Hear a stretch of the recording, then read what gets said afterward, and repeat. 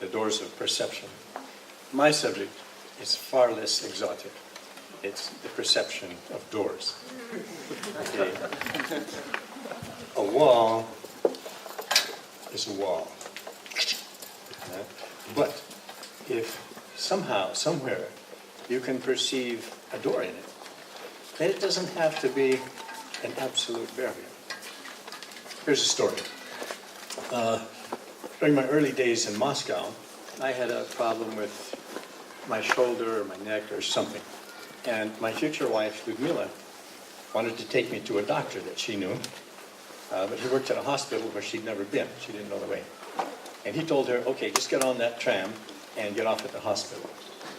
So now you have to know that Russians are often very aware of what's going on around them, and they tend to help each other out. So Ludo was peering out the window of the tram, looking where to get off, and the man next to her said, "You're looking for the hospital? It's 2 more stops, a yellow building on the left." "Oh, thanks." So we got off and found ourselves behind the territory of the hospital, looking at a very tall, solid wall some distance away. And it would be more than half a kilometer walk to go around to the front, where the entrance was.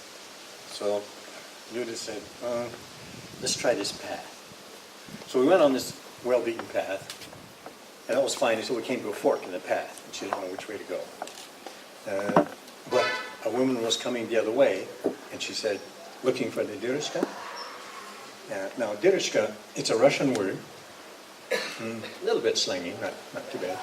It means an opening, but it's in the affectionate form, which in this case implies nice or convenient. Dirishka, that way.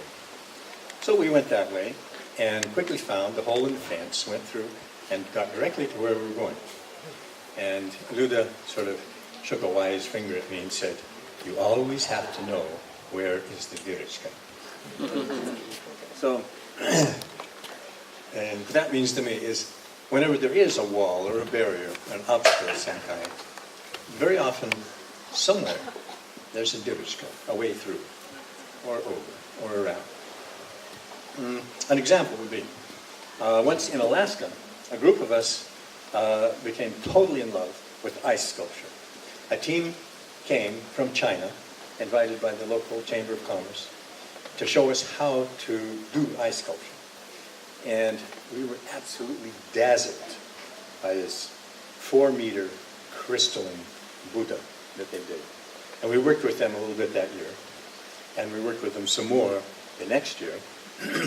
On the 3rd year, the Chamber of Commerce asked us to expand the operation and gave us an assignment. We had to put on a world-class international ice sculpture competition, but the budget was 0. So, okay, well, we managed it, but it was an almost superhuman effort, far more work than we could sustainably continue. Well, we understood that this was vastly important for the community, not to mention for us. But we couldn't continue at that pace with no support. So what did we do? We formed a corporation and effectively took the event away from the Chamber of Commerce. And then that enabled us to raise our own funds and spend them as we needed, invite our own teams from all over the world. That was my department. And today, more than 20 years later, ice art in Fairbanks, Alaska, is probably still the world's largest ice sculpture competition. 15 tons of ice for each large sculpture. So, incorporating was our dirishka, our way out of that problem, that dead end. So now, I'm not organizing ice sculpture anymore. I teach right brain drawing, as well as sculpture, mostly in Moscow. Later I'll tell you how I got to Moscow. So what is right brain drawing? It's mostly about seeing, but really seeing what's really there. In other words, not seeing what ought to be there, and not seeing what they tell you is there, but seeing what's really there. An example. I had once a Chinese student, and when he drew his self-portrait, he drew his eyes using the stereotype of Chinese eyes, like this. And I said, Eli, look, the outer corners of your eyes are not higher than the pupil in the middle. They're a little bit lower. Hey, I'm Chinese. Don't you know our eyes are slanted? Okay? Look, hold a pencil horizontally like this and compare the level of the outer corner of your eye to the level of this pupil right in the middle. He was astounded.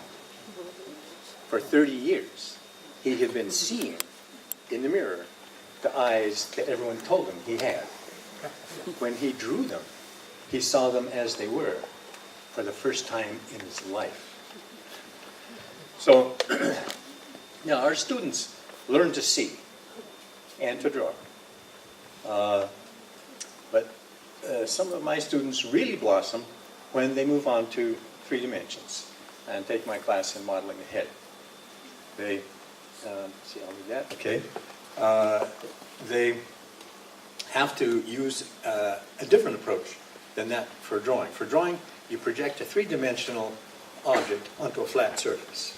For sculpture, you have to see where it goes back in space, and then you have to go back in space. In order to do that right, you have to look at it from here, from here, from here, from here, from here, from all angles. When they do that correctly and learn how to look, they get results like this. My student, Zarasa, did this portrait of a friend as a surprise for him.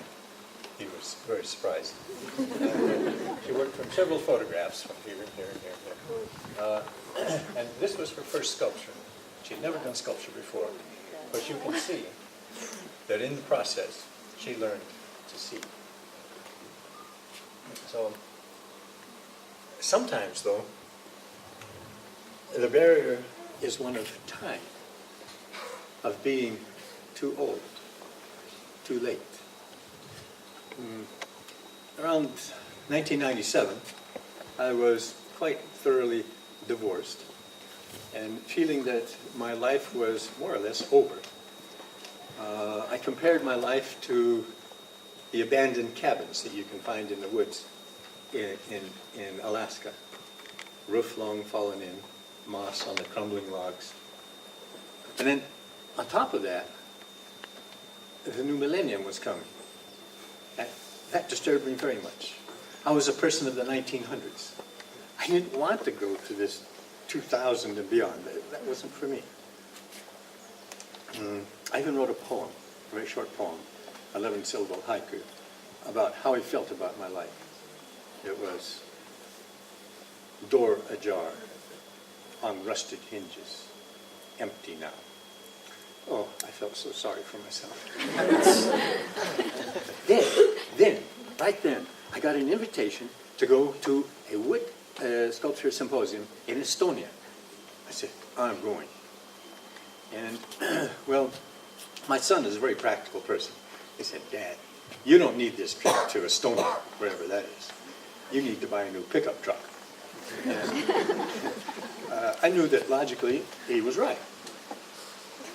But illogically, my gut feeling was that I needed Estonia. So I looked on the map to see where Estonia might be. It was very close to St. Petersburg, Russia. Well, that's where the Hermitage Museum is. For decades, I had wished, without any hope, to visit the Hermitage. So I got a 3-day Russian visa to go see the Hermitage Museum. A friend of mine set me up with a guide in St. Petersburg. And, well, to shorten the story a little bit, the guide turned out to be Ludmila, my wife of 10 years now. She's sitting right there. So now we live in Moscow.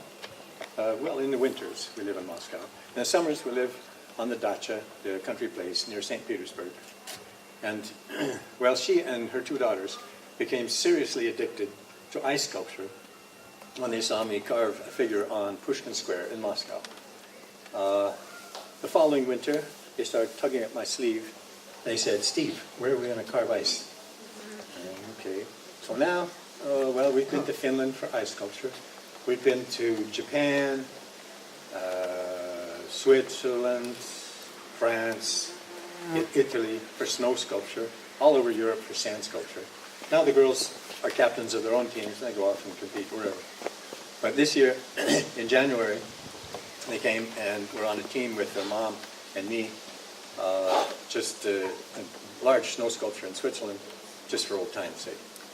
So it seems like I have somehow slipped into the new millennium. It's now what, 2012, right?